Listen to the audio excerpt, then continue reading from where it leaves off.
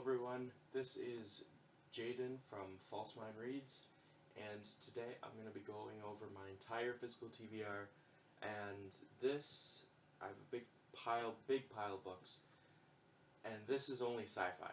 I have a shelf over this direction that I have my sci-fi, and my fantasy shelf is back there.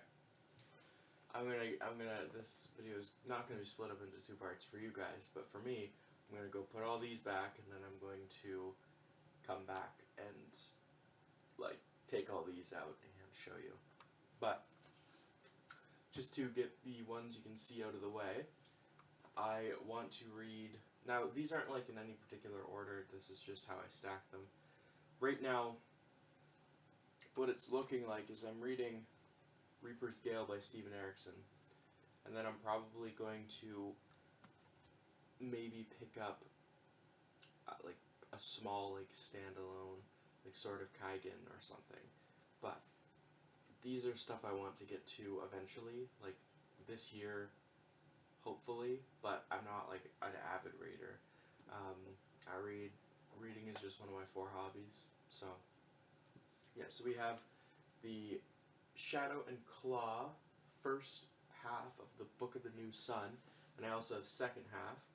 Now, I was at my local Chapters bookstore, and you see those right on the shelf, and I was like, I need them. I never heard of them, right? I didn't just buy them because of the spines. I've heard of Gene Wolfe and Book of the New Sun and stuff, and I saw first half, second half. To me it sounded like a no-brainer to buy them, but yeah, I'm very excited to read those. Next up, The Three-Body Problem by Cixin Liu. I tried to read this already, but I wasn't really in the most reading mood, and so I think I got to part 2.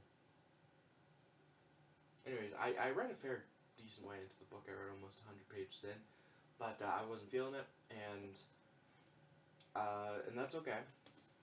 It does have, I don't want to say an odd writing style, but it does. The thing with a lot of sci-fi books is that you have to get right into the style of writing, and this is just it just was abrasive at the time I was reading it, and now I want to pick it back up again. The next books you can see are Heretics of Dune, Chapter House Dune, as well as Hunters of Dune and Sandworms of Dune. And basically, I have read the first 4 Dune books, loved them. I think that Dune Messiah and God Emperor of Dune are probably 2 of my favorite books ever, and I really want to finish out the series. I've tried to read Dune or Heretics of Dune before, but just like Three-Body Problem, it wasn't really the best timing, I guess. Yeah. So I'm very excited to get around to those. I think I will be picking up Heretics after Reaper's Gale. I'm not sure. That's where my mind is pointing me in. Well, Reaper's Gale is a long book, and I have time to change my mind before I finish it. But next up is Children of Time by Adrian Tchaikovsky. I don't think anyone's saying his name right, so I'm not going to be embarrassed. But yeah, obviously this is one of, if you're watching, I like watching videos of specific genre recommendations, and this is the top of people's sci-fi list recommendation. Now I only have the first book. I know it's a trilogy, and I'm kind of interested in the trilogy, but I want to read this first book, showing the rare amount of restraint I have in my body to just buy the first book, to just be interested in the first book, because that's the one that people talk about all the time. So yeah, nice little standalone that could turn into something more if I want it to. And now, I guess it's not all secret, but we have the Foundation series by Isaac Asimov. I have there's a nice thrift store where I live, or secondhand bookstore. It's a secondhand bookstore, and I found these really nice editions of some of the older books in the series. Like this is like 3D effects. Like I don't know if you can tell, but like it's just really old. And what is it? First paperback publication, which is just really funny. Foundation of Earth and Foundation's Edge. And then their second Foundation. So, yeah, I do really want to read the Foundation series, but right now I'm reading the first novel in the Culture series on audiobook, Consider Phlebas. This is my physical TBR video, if I didn't say that already. But, so I'm reading Consider Phlebas, and I think I might try and read the rest of, well, not if the rest, but like a few of the Culture novels before I start anything else. And you know, these are kind of low on my like want to read list, but I do want to get to them. I own these like amazing copies of some of the books, and then I just randomly bought, because Foundation and Empire wasn't like immediately available at the thrift shop, or at the secondhand shop. I got that, and then I was like, well, I might as well buy them all from the secondhand shop. And then this one is The Difference Engine by William Gibson and Bruce Sterling. I love William Gibson. He is my favorite author of all time. He's wrote my favorite book of all time. And I just really want to check this out above most of his other stuff. If I'm, you know, it's just very interesting. I think it's a seminal work in steampunk. And I think that the fact that William Gibson has contributed so much to those two genres really impressed me.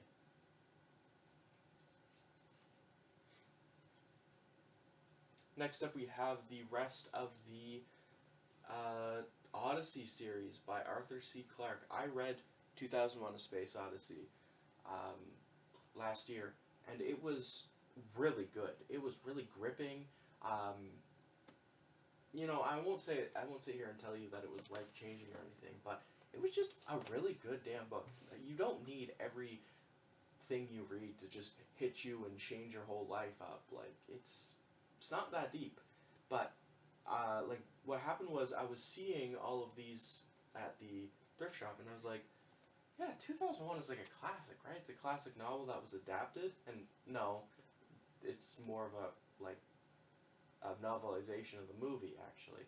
But he went on to write these, and I almost picked up Odyssey 2 after I was done Odyssey, but I didn't. I didn't. So, but I own them, and I really do want to read them. And yeah, that is 2010 Odyssey 2, 2061 Odyssey 3, and 3000 The Final Odyssey. And, like, considering that I think there is a second movie, I think that's not very widely considered to be good. I'm really interested because, like, somehow I have faith in Arthur C. Clarke. Like, he is I've read. I was gonna say I read Android's Dream of Electric Sheep, and that's Philip K. Dick. I've read like 2001: Space Odyssey, and that's really good. And he's a classic sci-fi author, so I don't know. I have faith in him. Next up, we have the Hyperion Cantos by Dan Simmons. I just got the Rise of Endymion in today, and basically I saw this thrifted copy. It's like a little beat up and worn, but you know what? It still works. And then I had to buy this one new, which it's happened a lot before, where I'll buy something new, and the next time we'll go in, they just have the Fall of Hyperion, and it's like, damn it. I really could have saved myself some money, but that's okay, because the next time I went in, I saw Endymion, a second-hand copy, a little raised text there. It's funny seeing the differences between how they print books now and how they used to print books. Like, this is still, I think, a mass market paperback edition. But it's just the printing quality is way better. Just everything is way better about this edition than this edition.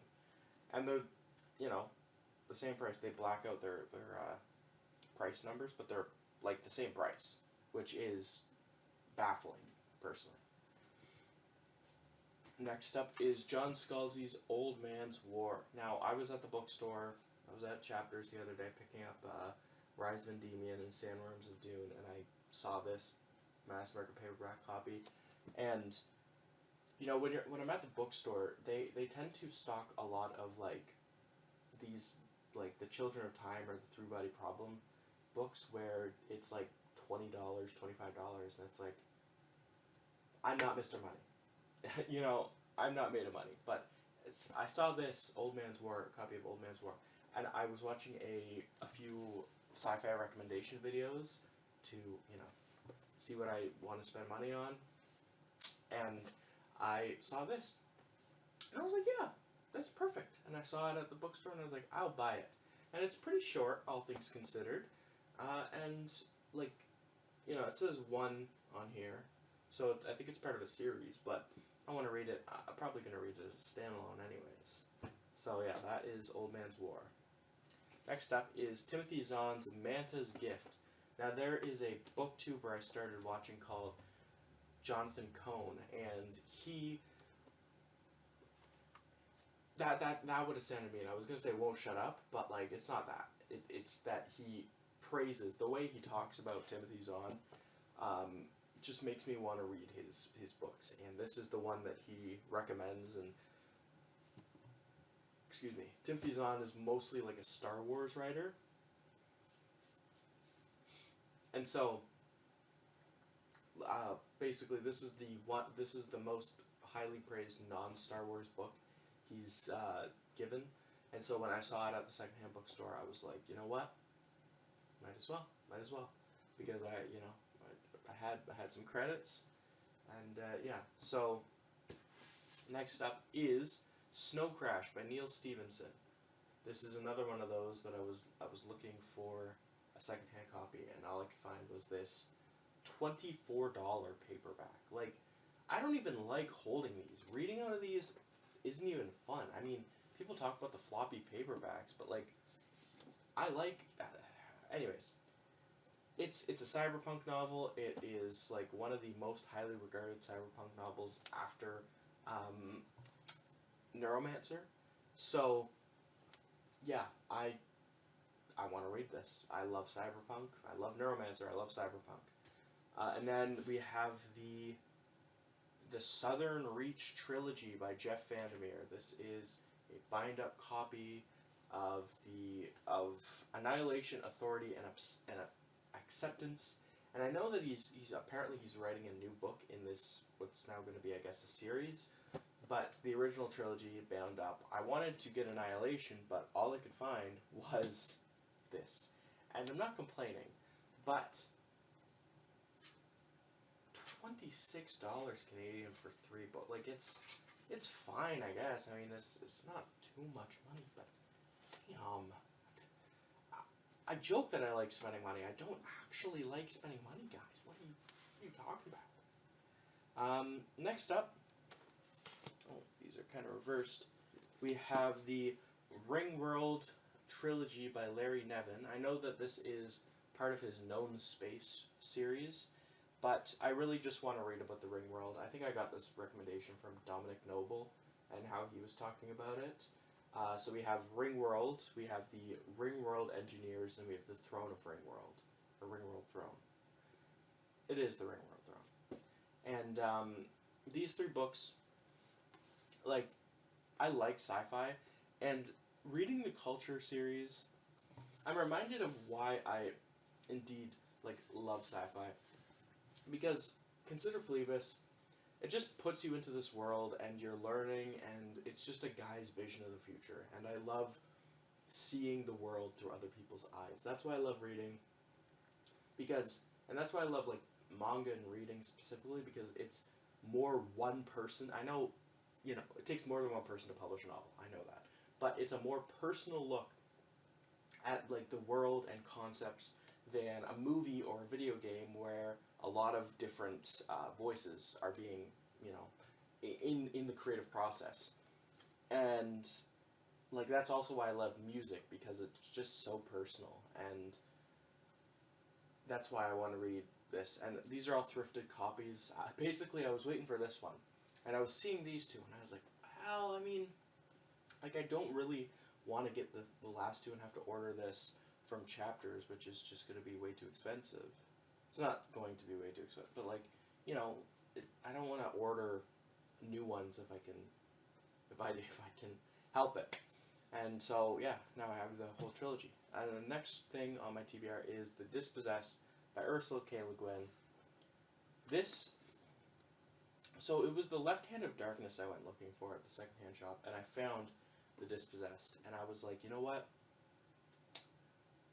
That's not a bad find at all. I would have been fine with anything of Earthsea or Dispossessed, but it's just, it's Ursula K. Le Guin.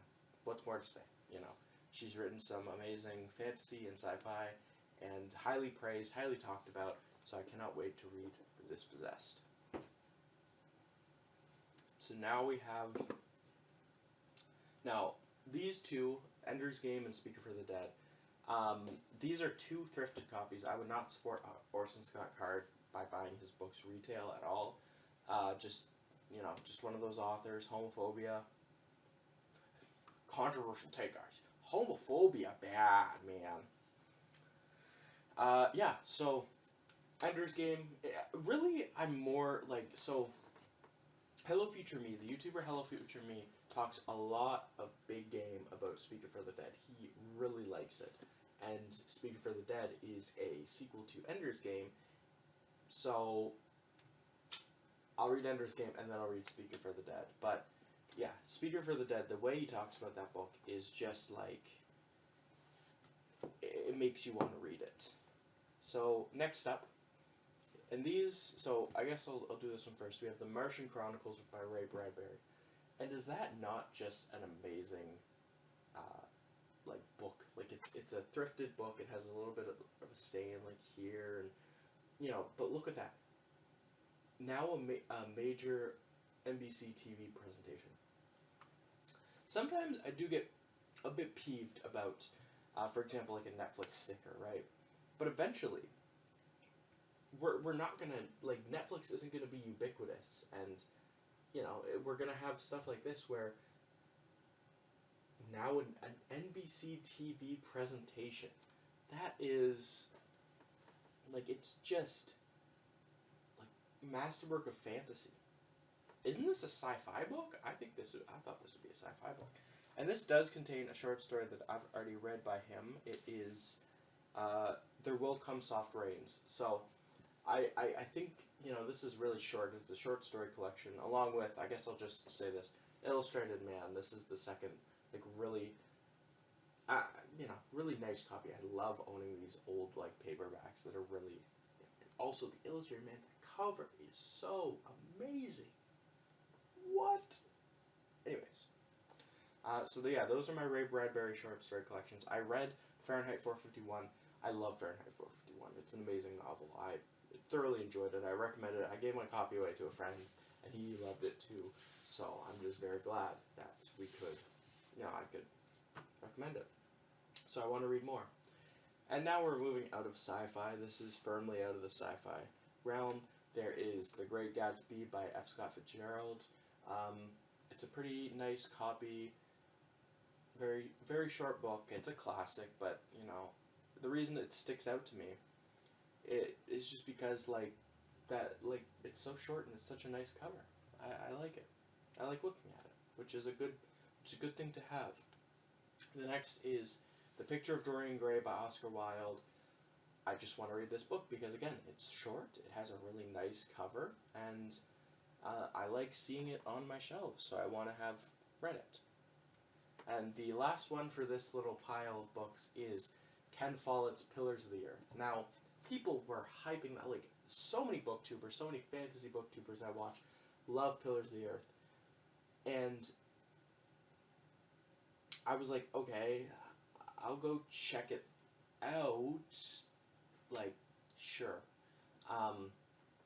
And I knew that this was, like, it was nonfiction and it read like fiction. That's what I knew about it. And so I went and checked, and Ken Follett apparently is a really popular writer. Like, sometimes BookTube will have this thing where they just find an old book that they really like a really good old book, and this is one of them. This is a fairly old novel that has sequels, and Ken Follett is just a well-regarded author, and I didn't know that.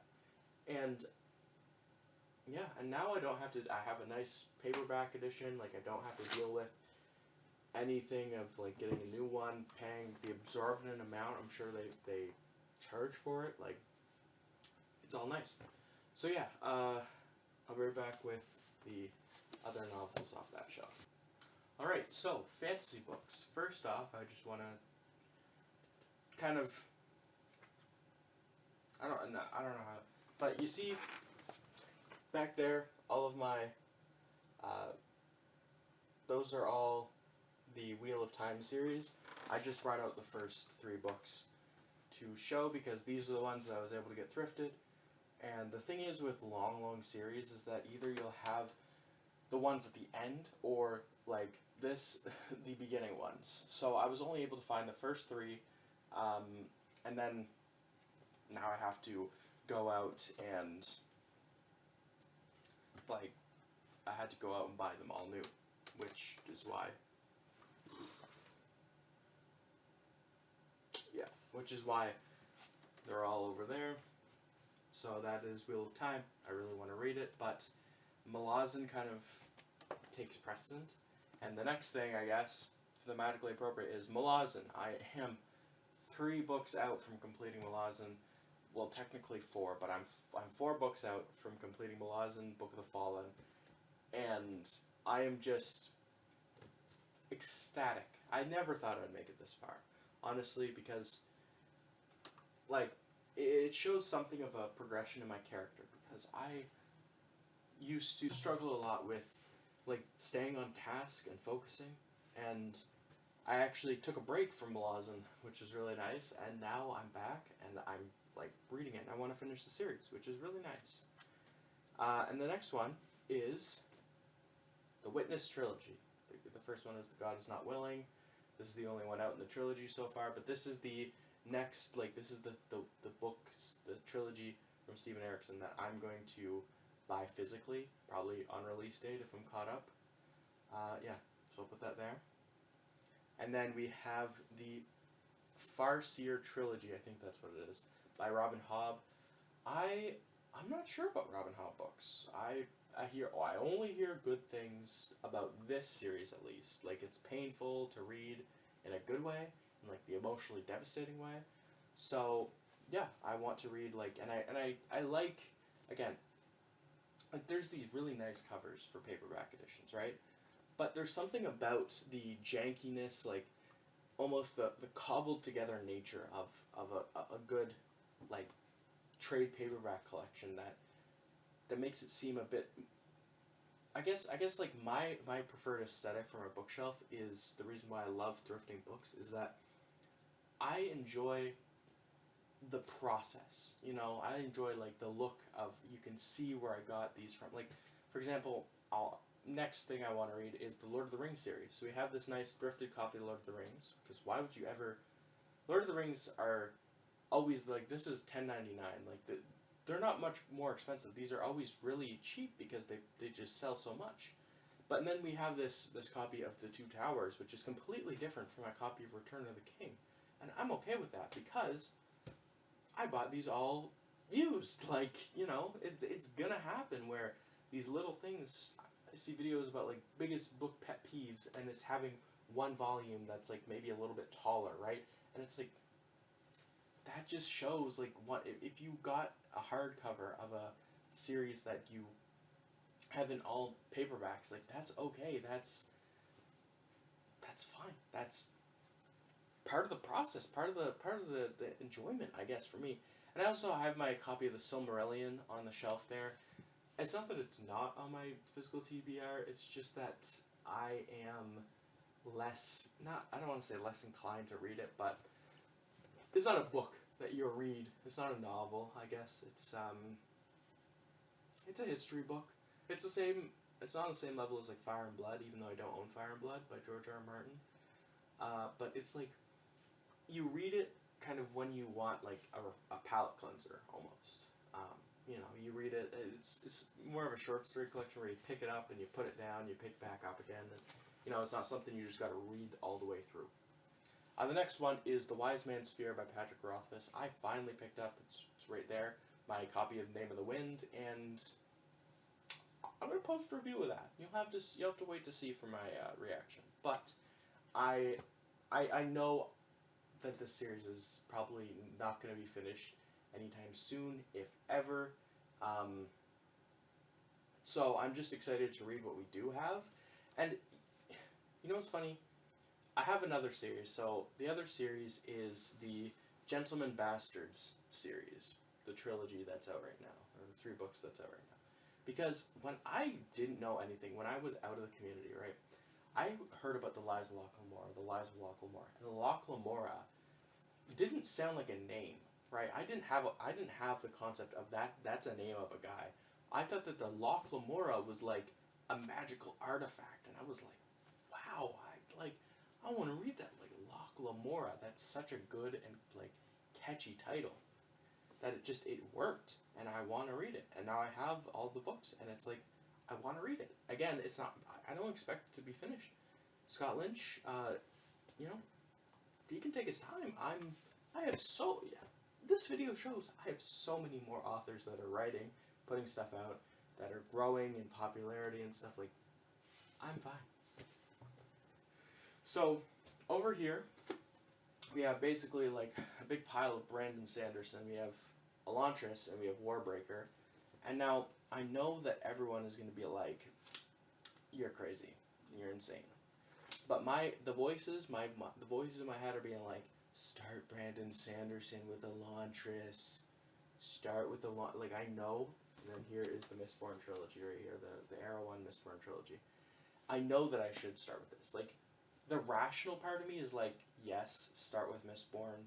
Everyone says it's probably, like, before Tress, at least, everyone says it's the best place to start. Like, you're kind of, it's one of those things that's like, where you're kind of just choosing in ignorance when you choose to read Elantris before. But, like, this book is just what's calling to me. I mean, at this moment, at some point I did want to start with this, but Elantris, just holding it in my hand and seeing it, and like, you know, there's raised text, like, they don't do this anymore. Like, I want to read this. And I know it might not be as good as his other stuff, but that's the process of, like, this is his first published novel. And, you know, seeing the process of him growing as a writer, that's kind of what I want to know. Like, yeah, and then we have Warbreaker. Warbreaker, yeah, I think I want to read this too. But it's a standalone, so I definitely think it's kind of not, I don't want to say filler is a bad thing, but it's like, it's TBR fodder, you know? You put it in there and you just, like, you read it and it breaks up the larger series. So, here, we're going to put that right there. Here, I'll let you look at nice Warbreaker face. The next up, I got this on my recent trip to the secondhand bookstore. Homeland and Exile by R.A. Salvatore. It is the book 1 in the Dark Elf trilogy and book 2. They didn't have book 3, very sad. And book 3 is, I think it's actually getting a new edition because I can't buy it until the end of May, which is annoying as all the books, you know. It's annoying as having to wait for good books, you know what I mean? Like, now, I wanted to jump right into these personally. Like, these are pretty short books. I can probably get these done. I don't want to say like rushing through them, but I read at a pretty decent pace. I think I get these done in like probably 2 weeks' time, like flat. Like 2 weeks to read both. But like, I want the third book before I start. Am I weird for that? I don't think so. I just, you know, I'd rather have the third book in a trilogy, which it's sad. The nice thing with this one is, again, it has like this like elevated printing. I don't know if you can really see it. There, you can see it. And if you actually look, it says Book 3 Sojourn available May 1991. So this was published in, I think this has a very, like, they wrote the whole trilogy and then they released it very shortly after one another. Yeah. there. And then next up we have Guards by Terry Pratchett. This is not my first Terry Pratchett novel. I have read, I don't think you can see it, I put a few books there. I've read Small Gods by Terry Pratchett, and I really, really like Small Gods. And so, like, you know, Small Gods was a standalone in the world, but you have series, and the series that calls to me is the City Watch series. And so, best place to start is at the beginning of City Watch, which is Guards. Next one is, wow, this is a dense book. Like, this, Sword of Kaigen, this weighs a lot. What the hell? Anyways, so Sword of Kaigen, I think it's impossible. It's one of those ones that is impossible to be in the community and not have heard of Sword of Kaigen, right? I finally got its traditionally published, at least it was, yeah, anyways. It finally got its traditionally published version, and I was at the bookshop, I was at Chapters, and I found it, and I was like, you know what? Yeah, I'll read it. I'll pick it up. And so I did, and now I want to read it soon. It's piquing my interest.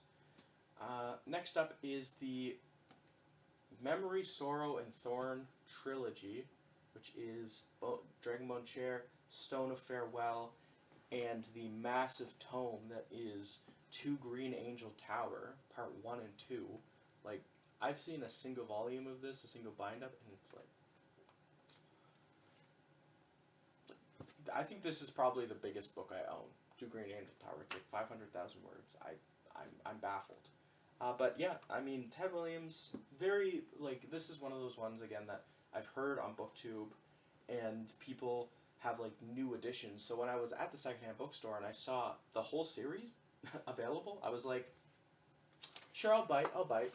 And I bought Homeland, Exile, all of those 4 books, and Pillars of the Earth, and Manta's Dream in one go, and I paid like $37. What did I just buy?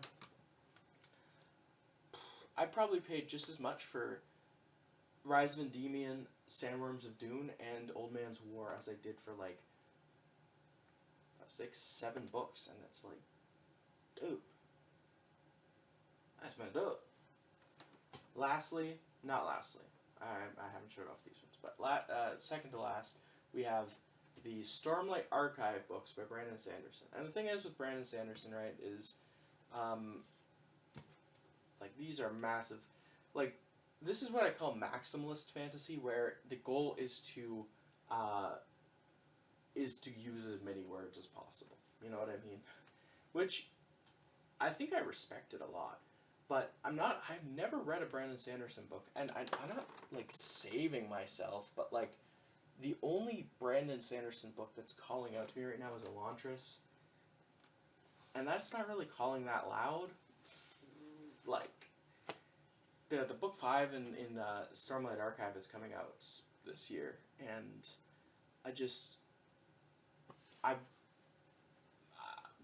like, okay, I do want to read them, but it's just, like, I also want to get into more of the Cosmere, because this is, like, the premier Cosmere series. And it's not that I'm, like, you know, I don't want you to see me, like, saying I want to get into Cosmere, but, like, yeah, I do. I want to read probably all of this, Warbreaker, Elantris, the Mistborn trilogy, and then I want to read stuff from, like, Arcanum Unbounded, which is that little blue stripe right there. It's a short story collection. It's part of my journey, I guess. With short story collections, I don't really put them on a TV. Like, I don't think of them as one whole, right? It's a collection of short stories. It's something you whittle away at slowly. And to close out this video, it is the Lycanius trilogy. This is the 3rd book. It's in the middle of the pile for some reason. That is Shadow of What Was Lost, An Echo of Things to Come, and All the Light That Falls. Okay. And yeah, these also fell into a trap of buying them because of BookTube and also because of how they look on a shelf. and I'm not going to lie to you, I kind of regret it. I don't regret a lot of these purchases. I regret basically none of these purchases, except for my Canius trilogy. All I've ever heard about it is it's fine. Like, I don't hear like, bro, he cooked, like it's a masterpiece. Like, you know, if you're a fan of this series, I don't even hear the fans of the series like gassing it up all that much, and it's like, okay, that's not good. And plus, I hate these Orbit volumes. I hate these ones. Like the Witcher series is printed like this, and it's just a hassle to read, I think. This one's a little bit better than the Witcher books, but like, it's just, it's too big, man. I like these like little compact ones where like you can just hold it like that. Like, I don't know. Anyways, so that's gonna do it for this video. Thank you for watching, and please leave a like and subscribe to False Mind Reads, and I will see you in the next video.